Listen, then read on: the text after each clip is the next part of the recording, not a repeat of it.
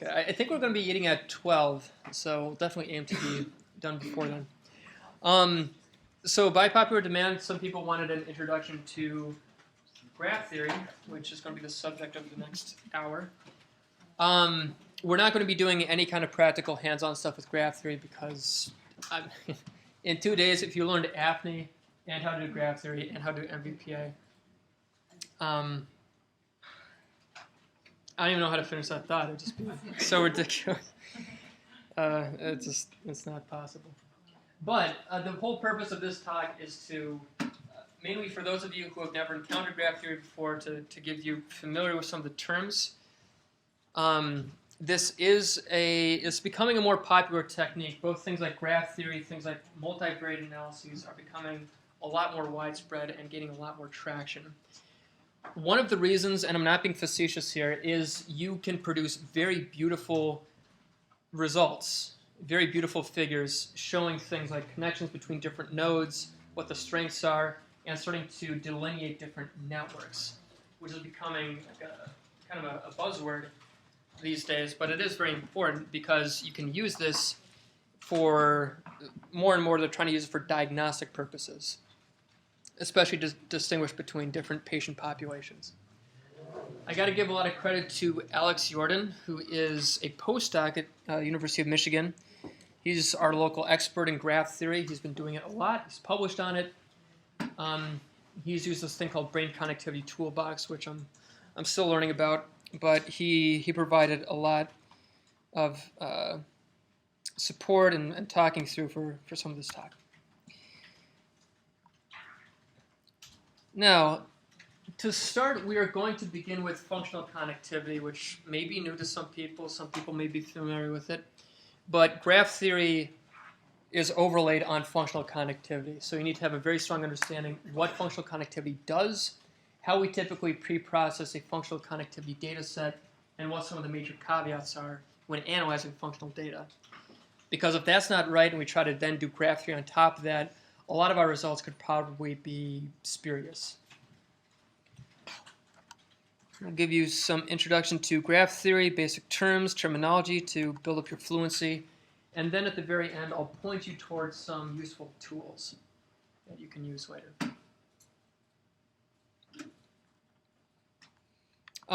In a few weeks, I'll be giving a workshop on the Con toolbox at UMass Amherst. I think it's October 26th. Con toolbox is a functional connectivity toolbox, but it also allows you to do some basic connectomics, some graph theory stuff. That will also be recorded, so just be on the lookout for that. No need to travel out there. You can if you want, if you have the means. They're not going to stop you. We probably have room, but I'll let you know when that's all up. So to begin our story, we're going to go back in time to 1995.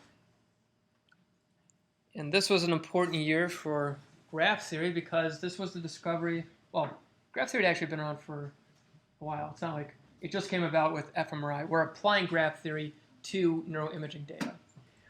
But back in 1995, a man named Bharat Biswal discovered the basic principles of functional connectivity. And if you read his retrospective, basically he's kind of screwed up. It's almost like, wasn't really screwed up, but he discovered something almost by accident, kind of like discovered penicillin. It wasn't really planned. It just they found it by accident. And what his whole premise is, okay, what if instead of having the subject actually do a task or have to look at something or think about something, we just have them do nothing? And people thought this was entirely crazy, because what could that possibly tell you if the subject is being scanned, but they're not doing anything? Well, it turns out quite a bit, and a lot more than he probably thought back in 1995. He looked at both task activation for a motor task, so they're tapping left and right. Pretty easy. No surprise, you get motor cortex activation. But when he placed what's called a seed, okay, we just did an ROI analysis. When you do a seed analysis in functional connectivity, you create an ROI just like what we did. You could do it anatomically, you could do it based on functional data, any of the things that we just did, fair game. He placed it, I believe, in the left motor cortex. Well, the subject was doing absolutely nothing. You scan, scan, scan, get a bunch of volumes, you get a time series, and then he saw where that time series correlated with every other voxel in the brain.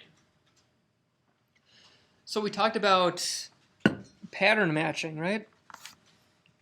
But if you take a time series and instead of creating this ideal model, which we talked about yesterday, we have onsets, we have convolution, all that. We don't deal with any of that in resting state analysis. We simply extract a time series from a single voxel or a group of voxels, however you define your ROI. You get a time series, and then you match that with all the other time series in the brain. The idea is if you see another voxel that has a similar time course where it's going up at the same time, it's going down at the same time, we consider that to be functionally connected. Connected may be a bit of a misnomer. Not everybody's crazy about it because that doesn't imply that they are structurally connected through, say, white matter tracts. But if they do covary significantly, we would say that's probably not due to chance. They probably are somehow sharing information or communicating with each other somehow. That's a reasonable assumption. And later on, when you look at things like the actual structural connections, you can constrain the functional connectivity maps you get by the structural connectivity underlying them and get a clearer picture of what is actually going on with that connection.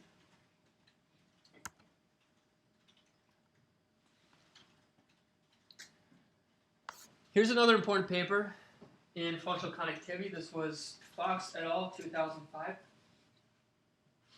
And after Biswall's initial discovery, and after people stopped laughing at him and took him seriously, they said, oh, actually, if you place seeds in certain regions, you consistently get different networks. So if I place a seed, for example, in the posterior cingulate cortex, I get a very reliable activation across subjects where it seems to covary very strongly with this region in the medial prefrontal cortex. These are very, very anatomically distinct regions. They're very far away from each other. But nonetheless, you get these consistent patterns of behavior. And what's more, you can test that against correlations in other networks. So they call this, so-called default mode network because you see this very clearly when people are at rest, doing nothing. You can also look at functional connectivity during tasks as well, though. There are different methods for doing that. So you can see task-positive networks. You can see networks associated with somatosensory processing, visual processing, motor processing, and they activate different nodes, like these distinct regions seem to covary together. And you can also test whether different patterns of activity in certain networks either correlate or anti-correlate strongly with other networks. So for example, the default mode network, if you looked at their time series and you looked at the time series of, say, IPS or ACC during conditions where people are actually doing a task, you would see a strong negative correlation between the two, suggesting that one is on when they're doing a certain thing and it switches off when they're not doing it. Or there's somehow one is suppressing the other. Now, that's functional connectivity, just to build up your vocabulary when we segue into actual graph theory. There's also structural connectivity that I alluded to before. That's where you have actual structural connections between distinct brain regions. So you have these, this might gross some people out, but I find it very useful to think about structural connectivity. If I were to, has anybody dissected a brain? Okay, they have a lab here where people do that. They had one at Indiana too. What's that? At the medical college. At the medical college. Really useful. If you haven't done it, it really is fascinating. The brain is a fascinating piece of architecture. But if you were to actually, let's say you were to like dig your fingernail into the cortex and try to peel it, yeah, you would find that it has these preferred tear directions.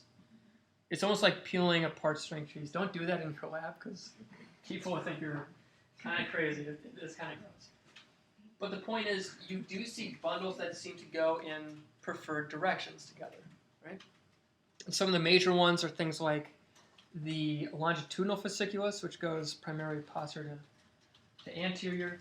There's this so-called arcuate fasciculus that seems to connect things like different speech areas, like Broca's area, Wernicke's area. And they found that, let's go with the Wernicke's area and Broca's area, right? Involved in speech comprehension, speech production. If you left those two cortical areas alone, but you severed the connections between them, you would get some speech deficits, which lends support to the theory that they need to be communicating somehow through these structural tracts to actually perform a single function. And lastly, you can combine these two into something called effective connectivity, which has mainly come out of Carl Friston's group. That's where you have certain structural nodes, right? You have those to build some sort of anatomical model for how you think information is being causally influenced from one part to another. So does activity in one of these regions actually affect the activity in another region? That's not something that you can answer with functional connectivity because you're just seeing if they covary together. But if you wanted to say that because I have a certain pattern of activation here, I then see a pattern of activation over here, that's effective connectivity. Very complicated. I haven't done it. I've dipped my toes into it. I've tried the preliminary stuff, but I haven't really gotten it to work. It's very complicated. You have to do things like you have to build a model of what you think the activity is going to look like. You have to compare them using Bayesian information criterion usually. And it's complicated. The Friston group says that it works. Some other groups publish with it, but primarily I mostly see the Friston group publishing with it. So, unless it becomes more widespread, I'm probably not going to mess around with it too much. But it's out there. It is an important concept to know about. Now, about the functional connectivity preprocessing, and if you ever do graph theory analysis, you're going to need to take this very, very seriously. So I'm going to spend some time on it. Remember, when we did task-related data preprocessing, we had, motion correction was a big part of the preprocessing, right? But with functional connectivity, this becomes even more important because we're looking at correlations between distinct regions. So as before, motion is most insidious. It's most of a problem in task data when it's confounded or correlated with a certain task. So as Lauren would probably tell you, when we're shocking people, we have to make sure that they're not moving a ton when they're being shocked, or else is the activity due to the shock or is it due to the motion? There's no way that we can tell. Even if we regress out the motion regressors, then that could probably remove our signal as well. But for the most part, in tasks, normal tasks, people are moving, more or less at random. Not always, but if they're moving some in one part of the experiment, some in another part, it's not too severe. That's not that big of a problem. With functional connectivity, any motion is a big problem because that affects the entire position of the brain, and it can introduce these correlations that across the entire time series. That's the important part, which is why we have to take this very, very seriously. If you follow the AFNI defaults for motion correction in rest, you would notice that the cutoff becomes much more stringent. And that's the reason why. A few things that you can do about this. There's motion scrubbing, which is you delete the volumes that show a lot of motion. Some people recommend also deleting the volume before and after, just to really make sure that there's no motion compound being there. But there's no free lunch. This also introduces things like, what do you do about the temporal correlation? That can get thrown off too. So there are a bunch of different hoops that people try to program into their pre-processing pipelines to get around that. I talked a little bit about frame-wise displacement, d-vars, yesterday. Just to recap, some people use these as summaries of the motion parameters in both the translations and rotations. And then they'll say something like, if the frame-wise displacement is greater than 0.2 for a certain frame, we scrub it out. Scrub it, delete it, same thing. And d-vars is also very similar. I have no preference. They basically do the same thing.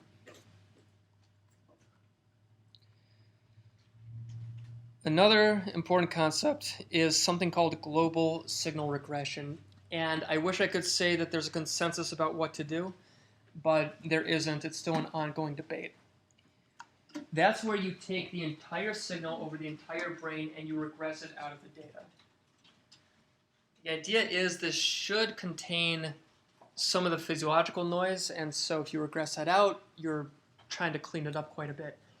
And yes, it does remove certain artifacts, specifically physiological ones, but what they've shown in a few papers from Kevin Murphy's group is that this can introduce spurious false negative correlations.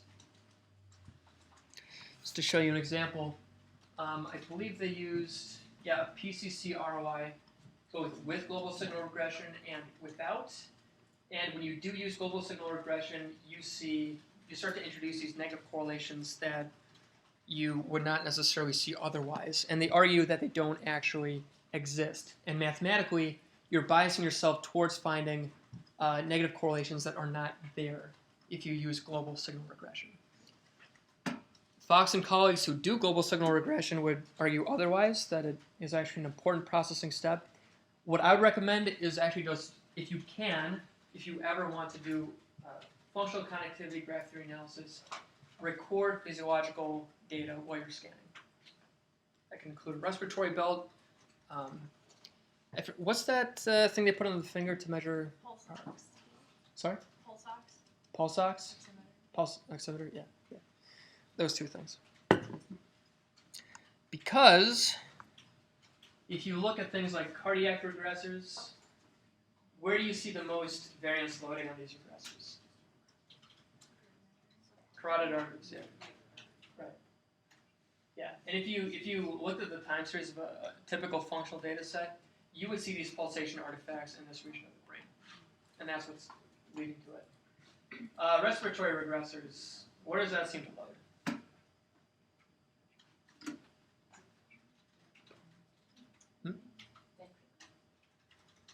A little bit of ventricles, but the most intense part of it is edge of the brain. Why is that? When they're breathing, you tend to also move your entire body, and usually it tends to be a rotation action. Okay. In any case, we're talking about physiological regressors, we're talking about motion. Does anybody here work with children, patient populations? Nobody? Oh, okay. Children specifically? Anybody? That's great. Okay. You don't really need to worry about it. Children are terrible to scan. I'm just going to say it. I haven't seen a single, really, really good kid. I'm sure they exist, but kids move around a lot, right? And some people, when I was at Haskins, they were scanning people as young as 4. It's absolutely nuts because you can't scan them for very long. You're trying to get a time series you can do for functional connectivity, but you have to scrub, if you use the traditional cutoffs, you need to scrub 50% or more. And you can't really gather anything from that. So I won't really talk about how to, what you would do for kids. Well, there's one thing. There's this thing called Inscapes. What's that? The training before the Yes, training. Training is absolutely important. So always train them on a mock scanner. Have somebody who is very comfortable with kids and kids are comfortable with them. Also for functional connectivity, there's something called Inscapes, if you want to write that down. Inscapes, published a couple years ago, where you show them these kind of random fractal patterns while they're being scanned. And they've shown that you recover the default mode network when you analyze that, right? So even though they're seeing all this kind of crazy stuff, they're still not doing anything in particular. They're not thinking about anything too concrete, apparently. They're not doing anything with their fingers. And but it tends to keep them pretty still because they're seeing something. It's not like a movie because not characters and something, no action going on. But it will keep them a little bit more still, and it does seem to actually recover the default mode network. It's good for kids. Okay, so a couple of uses. Starting to bridge into the graph theory part. So like I said, when they started to use functional connectivity for patient populations, they saw that there were, you could see some systematic differences between controls and populations like schizophrenia, bipolar. In particular, in the more posterior region, compared to healthy controls, it seems to be, actually, the more posterior region seems to be more deactivated in, say, bipolar groups than it does in healthy controls. So if you were to look at this from a graph theory perspective, instead of just looking at these functional connectivity maps, you can then start to actually start to represent them as nodes and edges, which we'll get into shortly. I'm gonna skip over this. This is just another application of it. Something that might be of interest to a few people. They've been conducting this study called the MIND study, Michigan Neural Dedifferentiation Study, which looks at older subjects, younger subjects, and Alex and some of his colleagues, they've also looked at this from a variety of perspectives, so functional connectivity, MVPA, and graph theory. I'm showing a couple examples from a classic paper by Josh Karp, showing from an MVPA perspective how distinct certain patterns in specific regions of the brain look between young and old people. So young is on the top and old is on the bottom. So if you're using, say, a pattern classifier in a specific part of the brain, it performs more poorly in the older subjects as compared to the younger subjects, suggesting that the patterns in the younger subjects are a little bit more stable and you're seeing some greater differentiation between them. And also the correlation, if you have multiple, say, categories that the subjects are looking at, like faces, houses, and so on, the correlation within groups is greater in the young subjects, and the correlation between conditions is greater in the older subjects, right? So these activity profiles, they're showing a stronger differentiation in younger and a less differentiation in older. So transitioning that to graph theory, here are a few important things that people have been able to do with it. Is if transitioning from those functional connectivity maps where we have individual voxels, groups of voxels, we can start to conceptualize those as nodes, right? You can define them different ways. You could define them functionally, you could define them anatomically, but in any case, you're trying to look at where there's greater connections within certain groups of these nodes as opposed to between that node and, say, another group of nodes. And where that threshold is, you can start to make boundaries between different modules. So in this case, this is from Geerlitz et al. This is another representation of those functional connectivity maps that I've shown you, which is why I spent quite a bit of time on them. But once you have parcellated it, and we'll see a couple different parcellation schemes you can use, you can identify different nodes within, say, the frontal parietal cognitive control network, or the visual network, somatomotor network, single opercular network. And they're color-coded different ways. And you'll start to notice that some of these nodes cluster in certain patterns. They seem to share a lot of within module connectivity. And you can reach a certain threshold, there are different algorithms for doing this, to determine what constitutes a node and when it's separate from another node. So taking this to a clinical domain, you can look at how distinct these module boundaries are between, say, a group of young people and a group of older people. Notice that the younger people are sort of more distinct, older people becomes more mixed together. Yeah? Sorry, I'm just confused. Is each dot a brain region? Yeah, this would be a different parcellation scheme. So it could be, like within the visual network, these could be different subdivisions of that visual cortex area. Yeah. But these don't have to be like significant clusters that came out of your functional connectivity. They can just be clusters. Right. Yeah. They don't have to be significant clusters that come out of a functional connectivity analysis. As I'll show you, there are different ways to parcellate this, but it doesn't have to be based on a functional connectivity map. You use those functional connections to determine whether these edges between the nodes, how strong are they? Yeah. And you use that to generate what are called connectivity matrices. We'll get from there to connectomes. So it's based in the relationships of the correlations of. Yeah, it's based on the correlations between the different nodes. So you identify which nodes you want. You can use different module algorithms or community detection algorithms to parcellate these groups into different modules. And then you can also measure the correlations between each node with every other node in the brain. You can quantify the strength of that connection. So it's like saying how much does a particular brain region like fall into a particular network? Okay.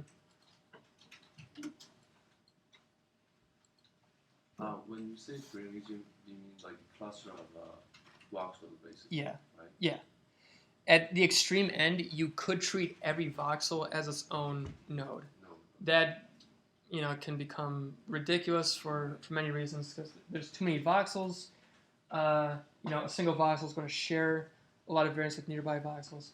So it's much more convenient to identify a cluster of voxels based on, say, an atlas parcellation scheme. And there are many different ones, specifically for graph theory.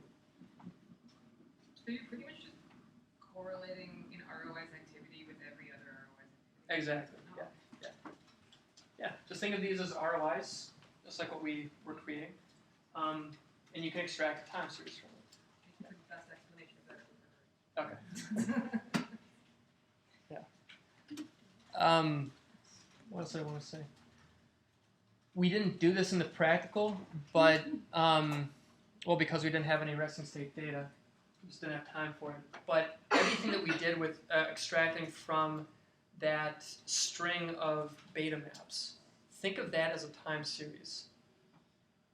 Those exact same commands creating the same ROIs, you would do the same thing, then you would extract the time series from your resting state data. So that's the raw time series, right? Without having run a regression on it. Well, they do recommend running a regression to remove things like the motion parameters, any drift effects. Right. Yeah. But you're not doing what we did with having onsets and estimating beta maps. Yeah. Good questions. Excuse me. This might be a dumb question, but No, please. so after you run deconvolve on your data and you pre-processed it, would you do that? Would you extract information from the FITS data set that you get out? You would extract it from the error The time data series. set. Yeah. Okay, right. Okay. Again, a lot of AFNI's terminology can be confusing. I forget if we talked about this, but after you fit your model, you get a couple of different outputs. You get the fitted time series, which represents all of your regressors being fitted to the data, and you also get the error time series, which is everything else. Remember that epsilon term we talked about yesterday? So everything that they get modeled, which are basically treating as noise, gets shoveled into that term. Now, with a resting state analysis, that error time series is not necessarily noise, right? It's everything left over after we've regressed out things like motion and other nuisance covariates. So that's everything left over, and we actually want that because that represents a cleaned up time series. We still do the pre-processing, but we also do some regression to remove any shared variance with these so-called nuisance regressors.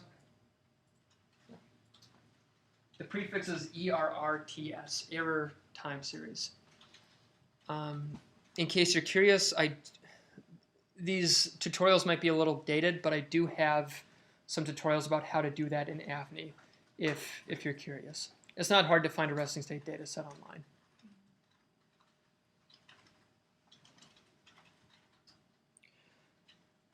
Okay, so some basic terminology, especially for those of you who may be relatively new to this.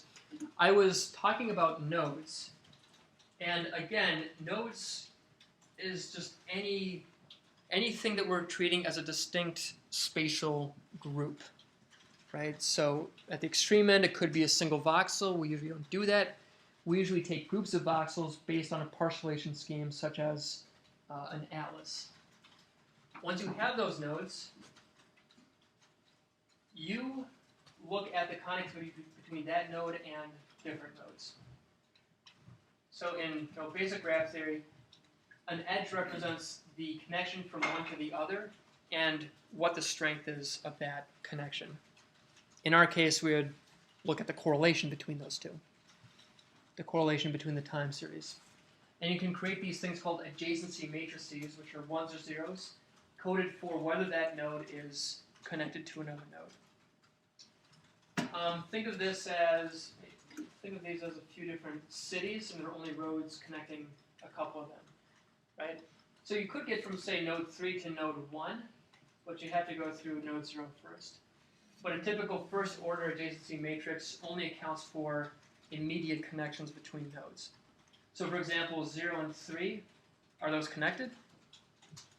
Yeah, they are, so we put a 1 there. It's connected to 1 and 2 as well, so 1, 1. Is 3 connected to 2? No. Immediately, no, it's not. So we put a 0 in that place. Now, as we'll see a little bit later, typically, with these functional connectivity maps, you are correlating every single voxel with every other voxel in the brain. So basically, you have an edge for every node with every other node.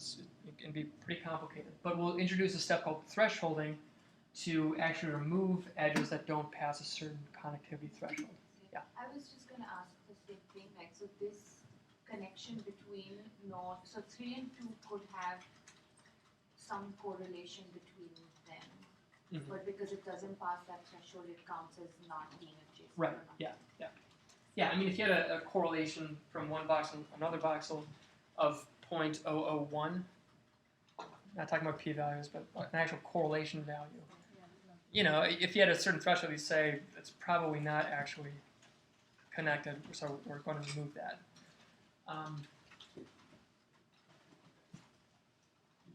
Yeah, I'll just leave it at that.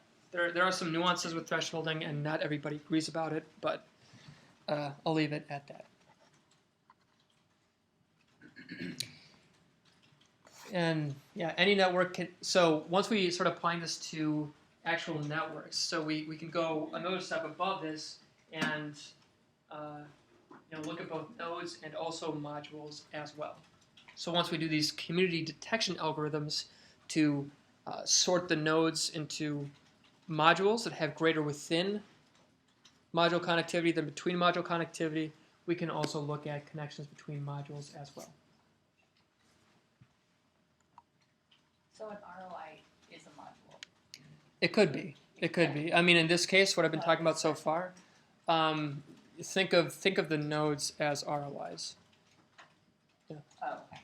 If you could treat a module as an ROI, but for the purposes of this, I'm grouping a lot of either single or groups of voxels together into a single node, extracting that time series. But multiple nodes can belong to the same module, right? So like within the visual module, Got it. there's primary visual cortex, extrastriate cortex, and so on.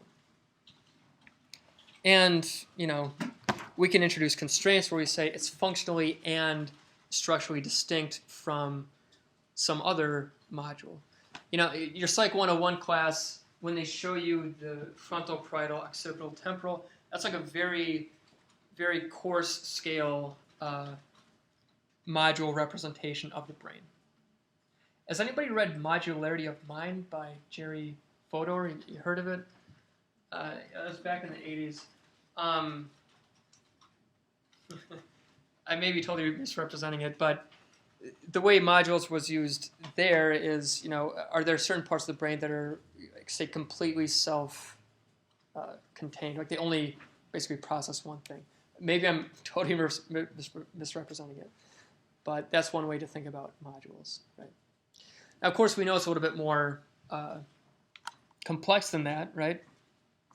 We know that there may be certain parts of the brain that are specialized for certain things, like visual cortex is a good example. But it can also be affected by, say, frontal cortex. We have this whole idea about top-down processing. So we can have certain biases that make us perceive things in a certain way. When we talk about modularity, as I've alluded to, we are trying to look at a threshold for when the density of intramodular connections is greater than intermodular connections. So there may be some points where, a couple of these are connected to this, but they seem to have a greater affinity for all the nodes in this particular module than the ones coded in yellow over here. And a lot of this graph theory software has gotten pretty sophisticated lately where, you can create graphs like this or even prettier where it can show you different anatomical regions and how they are parcellated and connected to each other. And then color-coded for belonging to a module or not. Is there a metric for modularity? Yes. Or is it just a visual? Yes, it's called the modularity index.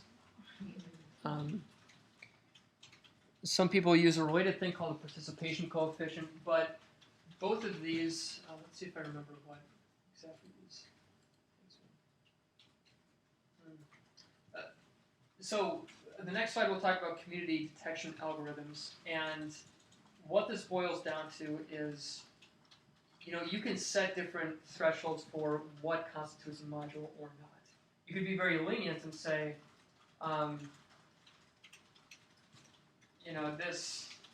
this particular node may,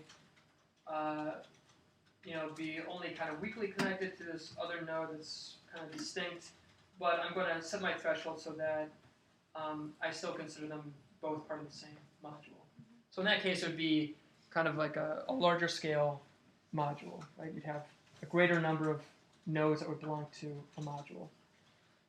If you had a very, very strict threshold, you'd start to get very, very fine parcellations.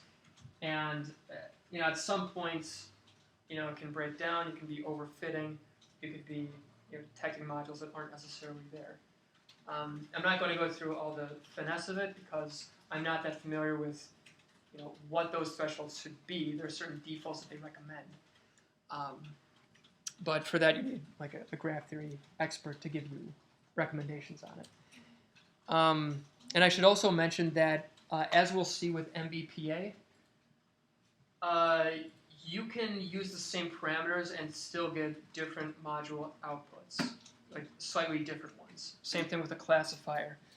When it tries to find a decision boundary for what separates two classes of stimuli, it can change slightly even if you run it on the same data with the same parameters. It is a stochastic process, as I'll show you with community detection. Just to be Yeah. sure, all of the nodes within a module should not be next to each other in the brain, right? What's that? All of the nodes within a module need not be next to each other in the brain. That is theoretically that's a true statement. Yeah, they don't need to be neighbors or within a certain radius.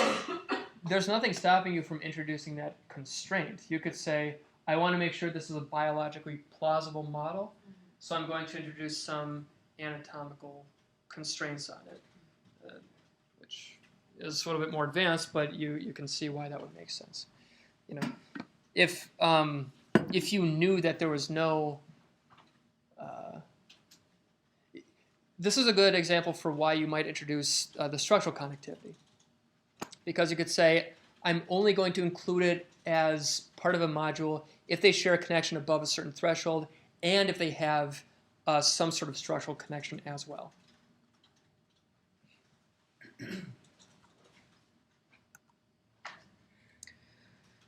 Let's see. This is a brief schematic showing you how different modules can come about in a real-world context, and also different submodules within that. This was a schematic from a PNAS paper showing how airports connections tend to cluster, right? So obviously, if you looked at this as a connection for how many airports were connected to other airports, obviously, from like JFK to Europe and a lot of other places, there are connections. But we can introduce a threshold where we say, well, we're not going to include that really as the same module because there are also a lot more connections between that airport and United States airports. And obviously this is based on things like geographical, economic considerations, which think of that as things like anatomical constraints in the brain. Right? Certain airports will be connected to other ones based on where they are located geographically. So there's some parts of the Earth which are just more convenient for being major hubs. And then you can further parcelate that, and you tend to see certain regions clustering together, sometimes on the scale of individual countries.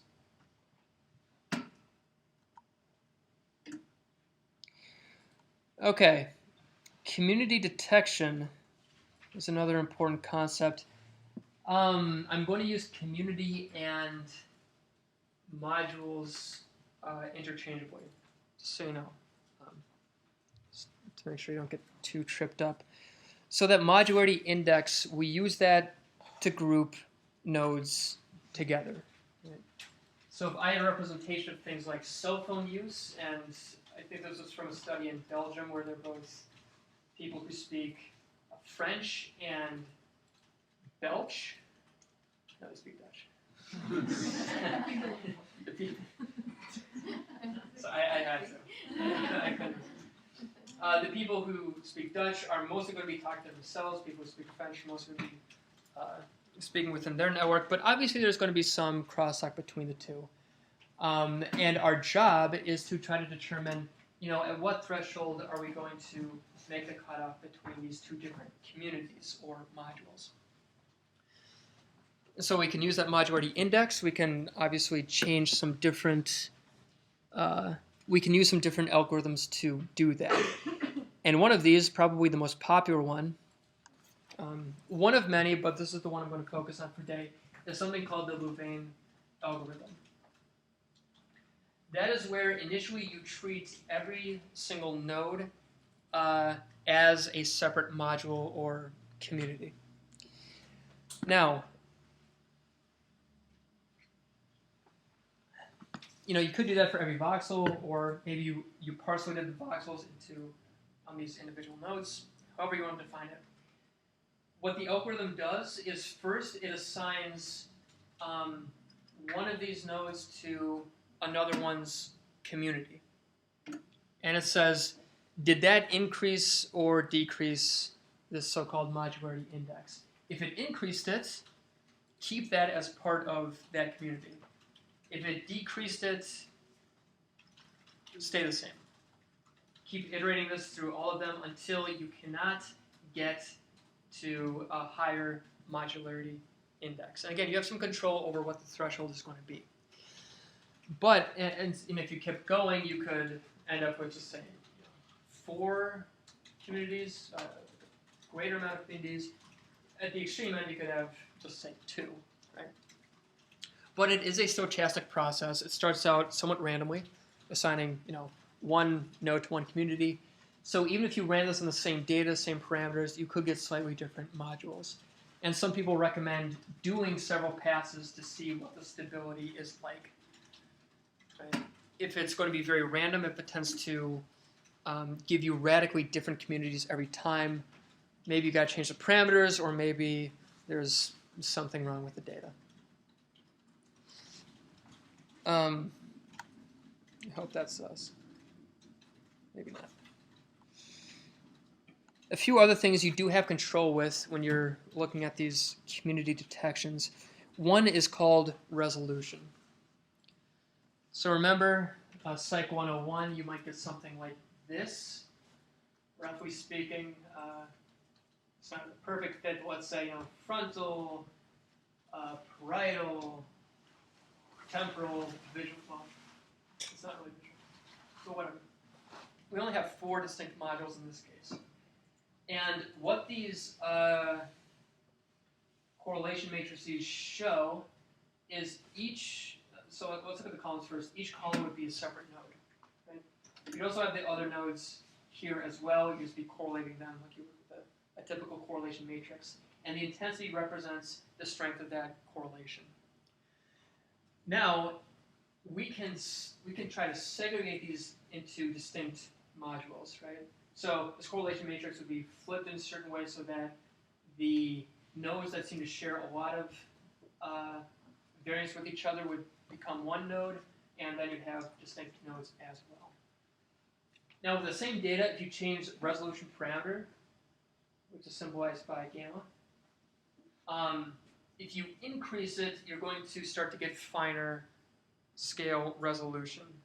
Right? So this is something that happens during the community detection process. And if you increase it, you can have the same connection weights, but you start to get different patterns of activity, or different patterns of modules. Is that also estimated, the resolution? That's something that you set. Oh, you said. Yeah. You set that when you're detecting everything. And we're done. So, no, just a few more minutes. We'll be done soon.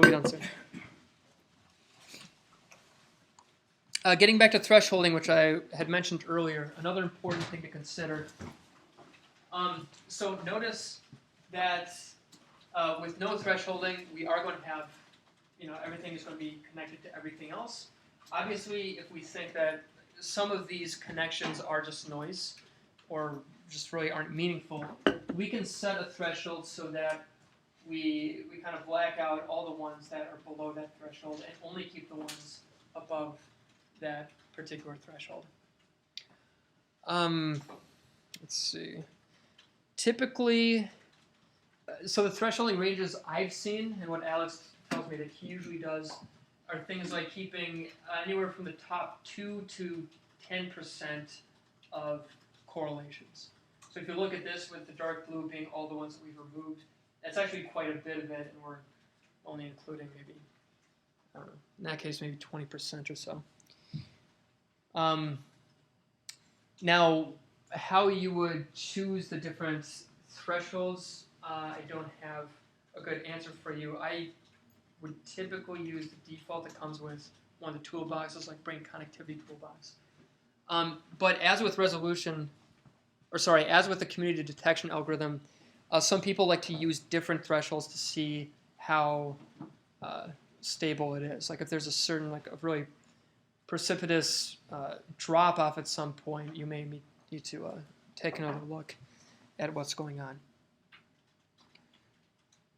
Now, how do we actually choose the nodes? Getting back to our initial question. This is important because this can introduce some constraints for how we actually detect our communities.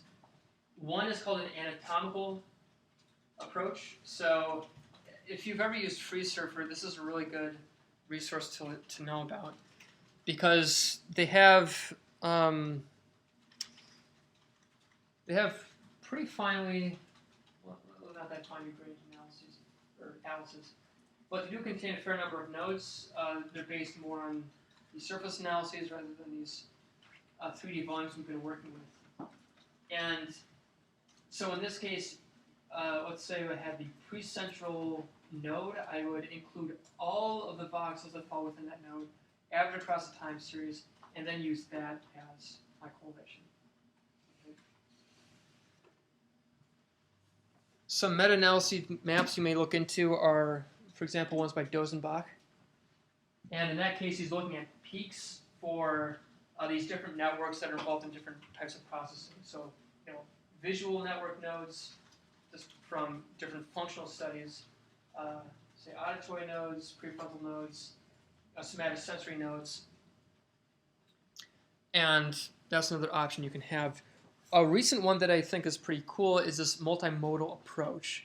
So they're using both anatomical constraints, they're using topological constraints, and they're also using information from functional meta-analyses to give these very, very fine, detailed parcellations of the brain to start out with your different nodes. Now it's up to you, and it depends on your research question. For example, what scale are you really interested in? So that's up to you. The multimodal ones are pretty cool though, and I really do want to use them soon. A few other things you should be familiar with. Whenever you're doing any kind of functional connectivity analysis, which I consider graph theory a class of functional connectivity analysis, the artifact detection toolbox is a useful tool to know about. Everything we talked about in terms of motion correction, I think it uses DVARs, I believe, to detect if something is a problem. But you set the parameters of, at what point you think something is going to be an issue.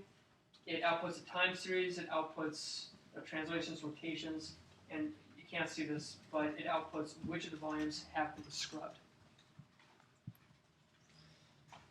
One thing I want to point out, how many volumes is too much to remove? How many do you need to keep if you want to do a valid graph theory analysis? I would say, again, rule of thumb, if you're removing more than 10% of the volumes, you're probably dealing with a corrupted data set. That can be pretty strict because, again, the motion thresholds are very stringent. Another thing I want to point out is there's a paper by Jonathan Power, who's a guy you should know about if you're interested in functional connectivity analyses. He mentioned, I think I talked about this yesterday too, that even if you do a lot of this pre-processing, it seems to be more cosmetic than actually fixing the underlying problems. That's not to say it doesn't do anything, but just be aware that if you think that you have a data set with a ton of motion and it seems like it's unrecoverable, but you scrub a ton of volumes and it seems to look good, actually, if you look at the underlying patterns of those recovered volumes, they share more properties with the noise. All that noisy stuff you regressed out as opposed to the actual, what should look like signal. And then lastly, brain connectivity toolbox. That's really the standard as far as I know. And what you can start to do is, if you see here, these are different nodes within different modules, and you can see, you can create different kinds of graphs about how these things are connected to each other. A typical representation is a circle, and different wedges of the circle represent different nodes, and then they're color-coded, whether they belong to one module or the other, and then you can see what they're actually connected to and what the strength of the connection is.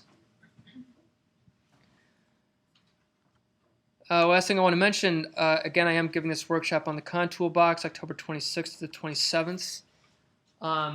This also gives you the ability to look at node-to-node connections, and it's a really useful tool for doing all the artifact cleanup for your functional connectivity series. So be on the lookout for that. I'll be giving that in a few weeks. And then if you feel good enough about that, you're encouraged to look into Brain Connectivity Toolbox and start trying to identify these communities on your own. So thank you very much. We've still got a few minutes. Is there any questions, or we can just start eating? Yeah, eating? Oh, no. Eating. Okay, the votes are in. We're eating. All right. Thank you. Thank you.